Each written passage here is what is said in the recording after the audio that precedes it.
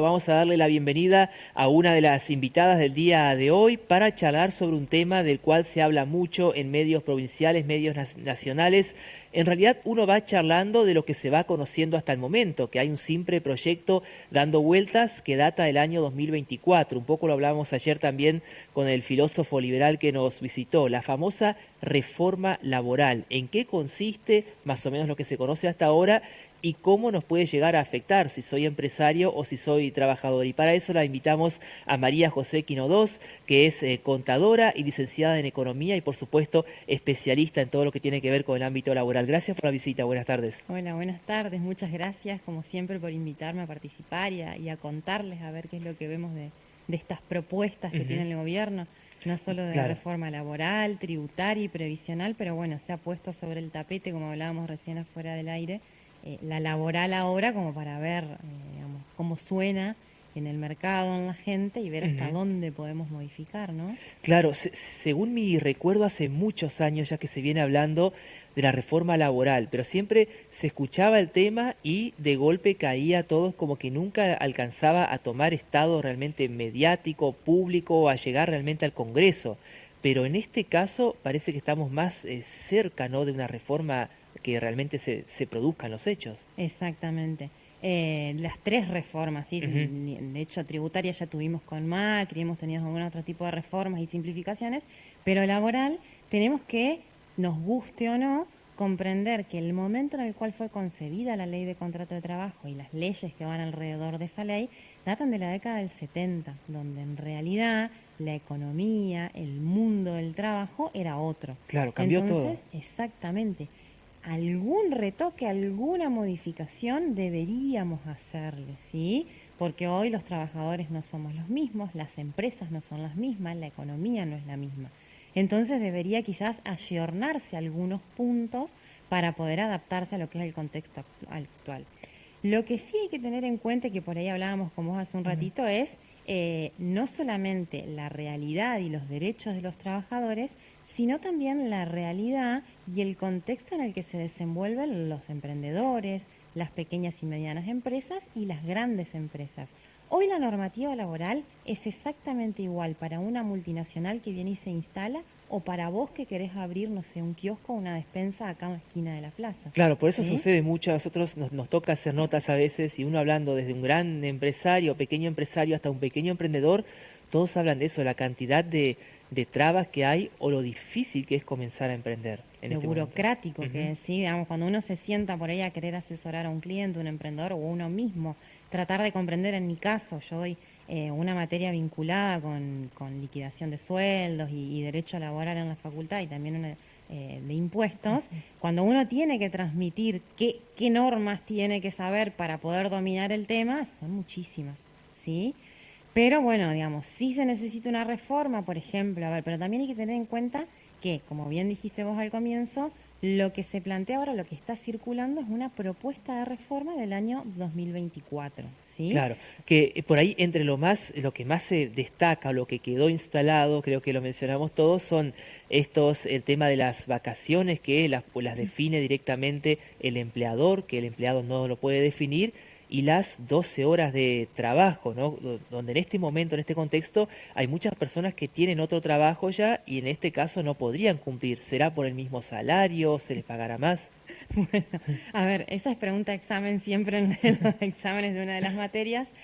Con respecto a las vacaciones, lo que cambia es la época de otorgamiento. La ley de contrato de trabajo que tenemos vigente dice que la tenemos que el empleador tiene que otorgarlas entre octubre, ¿sí?, de un año a abril del año siguiente y tiene que decirte a vos con una cierta cantidad de días de anticipación cuándo te la tenés que tomar. Muchas veces ese vínculo es más flexible. Venís y me decís vos, ¿me las puedo tomar la segunda quincena de enero? Claro. ¿Sí? O sea que eso no va a cambiar. Y después, bueno, lo que cambia es que se acorta el periodo en el cual el empleador te dice vos te las vas a tomar en tal fecha, pasa a solamente 21 días, o sea, 21 días antes te va a decir tu jefe, te vas a tomar las vacaciones, ¿sí?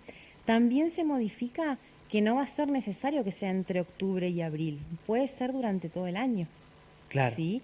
Y lo otro también que se modifica es que había una prohibición de fragmentar las vacaciones. Ahora se van a poder fragmentar, pero en periodos de tiempo que no sean más cortitos que una semana. Ajá, ¿Sí? O perfecto. sea que O por sea, no ese lado, 14 días, por ejemplo, o un mes, sino que se pueden fragmentar de a una semana. de a una semana. Exactamente, ¿sí? Ujú. Con respecto a la jornada laboral, no solamente se tendría que modificar la ley de contrato de trabajo, sino que nosotros tenemos vigente también una ley de jornada laboral. ¿Sí? Que Ujú. regula la extensión, los tipos de jornadas laboral, porque hay tipos normales, tipos especiales según la actividad que uno realiza, si la realiza de noche, si la realiza de día, si realiza una jornada mixta, cómo se calculan las horas extras en función de cuándo las realice. Y marca topes diarios de jornada laboral, dependiendo del Ajá. tipo de jornadas. Entonces lo que te dice esta reforma es que vos vas a poder trabajar hasta 12 horas por día, pero esas horas que excedan ese límite que está establecido en la ley de contrato de trabajo y en la ley de jornada laboral, no es que te las voy a pagar, sino que las vas a ir metiendo como en una alcancía, en una bolsa de horas y vas a decir, Ajá. bueno, yo este mes me junté 6 horas. ¿Sí? Entonces, la semana que viene o el mes que viene no vengo a trabajar mediodía porque me lo voy a tomar. ¿Sí? Claro. Entonces ahí, digamos, es medio dudoso, medio vidrioso, porque, digamos, podría llegar a pasar que, no sé, puertas adentro las empresas te digan, bueno, no te las tomaste esas horas que tenés acumuladas en la bolsa de hora de este mes, listo, las perdiste. Pero Ujú. capaz que vos no te la tomaste no porque no quisiste, sino porque no te las dieron. Claro. ¿Sí? Entonces, bueno, va a haber que ver Hay que ver cómo si, se si queda ahí regula eso. establecido algo bien claro, queda como un gris. Es. Exactamente, queda como un gris, Ujú. ¿sí? Después, bueno, va a haber que ver si para las jornadas parciales, es decir, menos de la jornada normal y habitual, se va a permitir hacer horas extras o no. Hoy eso está prohibido. Si vos tenés una jornada menor a la normal, Ujú. está prohibido que hagas horas extras, ¿sí? Claro. Y la idea es que no esté prohibido. Pero eso lleva también muchas veces a cuestiones de encubrimiento de la relación laboral real, Ujú. ¿sí? Después otro tema que resonó muchísimo es el tema de la fijación o el acuerdo de salario según la productividad. Claro, también. ¿Y la Sí. productividad quién la define, el trabajador o el Y empleador? todavía no se sabe, Ajá. ¿sí? Porque por supuesto, si yo soy empleador, no sé, tendría que ser muy bueno para decir, bueno, este empleado o empleada fue muy productiva. Siempre voy a tirar hacia mi favor. Exactamente. Todos seguimos intereses de alguna Todos forma. seguimos intereses, cada uno defiende lo suyo. Mm. Acá entra en juego otra cosa, el tema de los convenios colectivos. Hoy los Ujú. sindicatos o el sindicalismo en general en Argentina es muy fuerte porque hay sindicatos por rama de actividad. Lo que trae también esta reforma es la eliminación de la ultraactividad. ¿Qué es la ultraactividad? Que una vez que finaliza la vigencia de ese convenio colectivo de trabajo, que muchísimos data también de la década del 70, o sea que vienen bastante atrasados, habría que como reformarlos o ayornarlos al mercado actual. eh, Dice, bueno, si se termina la vigencia, no va a seguir rigiendo, sino que Ujú. va a culminar hasta que se dicte un convenio colectivo nuevo. Y Claro. también lo que se propone es que además de estos convenios colectivos por rama de actividad, existan convenios colectivos por empresa, por las particularidades del tamaño, de la ubicación, de la actividad y demás. Y en el caso de que existan estos dos, va a primar el convenio colectivo por empresa. Ujú. Y ahí entiendo yo que va a ser donde se debería definir el concepto de productividad o en base a qué, ¿sí? O hay algunos convenios colectivos, como por ejemplo el de los neumáticos, el de los bancarios y demás, que una parte del salario está atada a la rentabilidad que tengan esas empresas. Pero estamos Ujú. hablando de empresas grandes, ¿sí? Claro, porque hay que ver si el trabajador tiene acceso a los números reales también de esa empresa, de qué forma se logra ese acceso. Y en el caso de los sindicatos, que eso era otra preocupación, ¿dejarían como de tener cierto poder? ¿Se le quita ese rol negociador de imponer Habría que ciertas ver condiciones? si hoy el sindicalismo nuestro, bueno, en condiciones así, cuando hay mucho desempleo, no es tan fuerte, digamos, y Ujú. no resuena tanto, pero sí, digamos, entiendo que va a tener que haber una modificación a la luz del proyecto, ¿sí? Claro. Vamos a ver cómo se planta cada uno de los sectores a defender los derechos ya adquiridos, los derechos ya incorporados de los trabajadores. Y que no solamente son derechos incorporados de los trabajadores, sino que también están contemplados en nuestra máxima ley, en la Constitución Nacional. ¿Sí? Ujú. O sea que vamos a tener que ver que no choquen todas esas modificaciones con la Constitución Nacional y con los convenios internacionales, como por ejemplo los que nosotros estamos adheridos de la Organización Internacional del Trabajo. Claro, porque ahí ya habría que hacer algo mucho mayor que sería una reforma constitucional.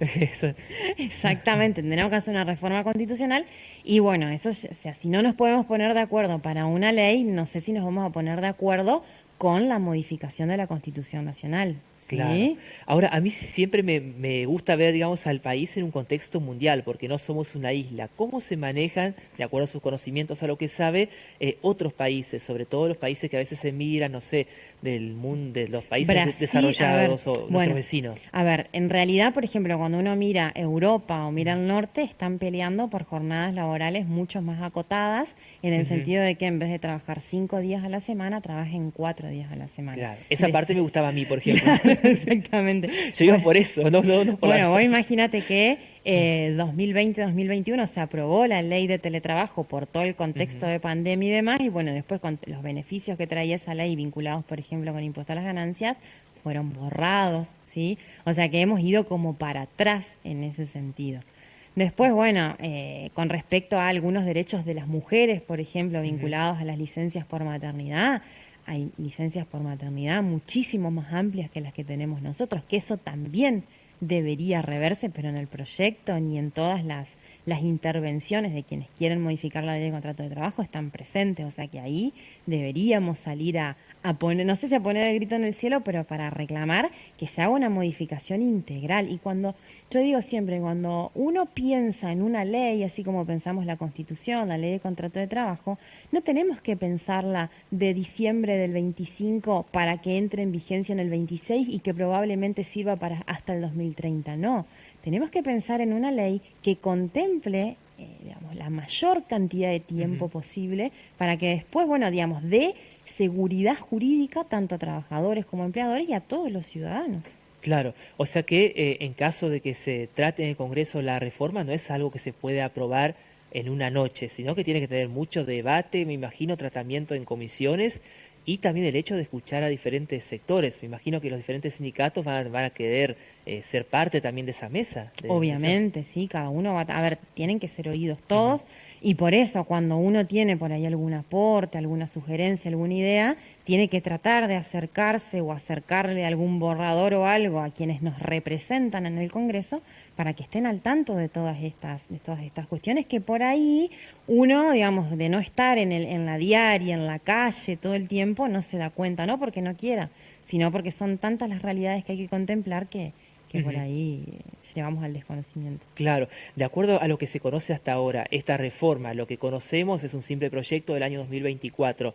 En general, ¿mejora las condiciones, complica más, beneficia a un solo lado, no al otro? Y en realidad va a haber que ver Ujú. cómo se aprueba esto. Lo que se propone Ujú. es una flexibilización en cuanto a las condiciones de contratación, ¿sí? Pero como yo te decía antes, hay que ver si no hacen una discriminación para el tipo Ujú. de empresa, ¿sí? Por ejemplo, no sé, no es lo mismo que una micropyme despida a un trabajador y tenga que pagarle la indemnización un peso arriba del otro que lo haga una multinacional. Por eso también se propone, no sé, que las indemnizaciones puedan ser abonadas hasta en 12 cuotas, ¿sí? Puede ser Y beneficioso, es así puede que ser que no. claro, que las indemnizaciones las tiene que pagar el propio trabajador, ¿cómo sería No. eso?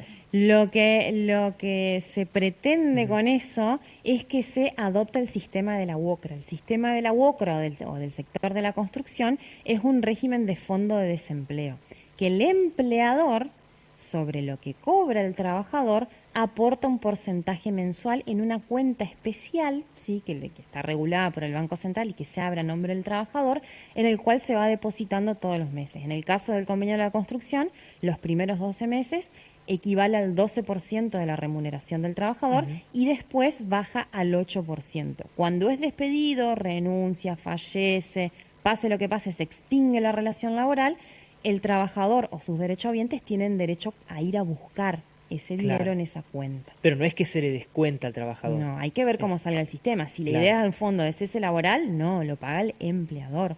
¿Sí? Ujú. En vez de aportar al ANSES, ¿sí? la jubilación, bueno, y en realidad las indemnizaciones no las guarda el empleador, ¿sí?